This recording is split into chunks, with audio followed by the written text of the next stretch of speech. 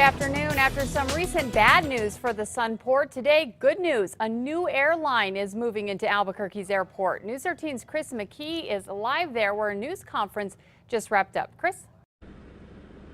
Yeah, Kim, that airline that is now coming to the Sunport is Alaska Airlines. It announced that it will be running a daily nonstop flight between Albuquerque and Seattle starting in September. Now, the city calls this a big announcement as it expects change to service levels with Southwest Airlines in the coming months.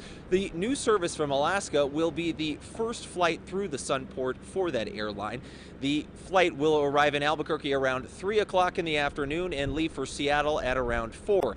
Alaska Airlines expects to start service on September 18th. The airline wasn't at today's press conference, but calls Albuquerque a, quote, underserved market. The city didn't make a revenue guarantee with Alaska.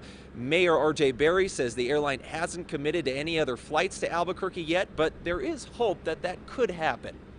But we hope it's the same thing with Alaska Airlines. Let's get them to come to our beautiful city.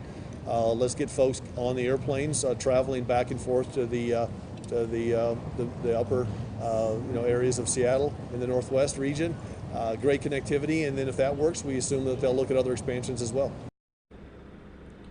Now, the mayor said today that he'll also be meeting with Southwest Airlines in May to talk about what service they could be cutting and to see if he could try and salvage some of that from happening. That change is likely because of federal law that required Southwest planes flying out of its main hub in Texas to land either in Texas or a surrounding state like New Mexico. Kim, back to you.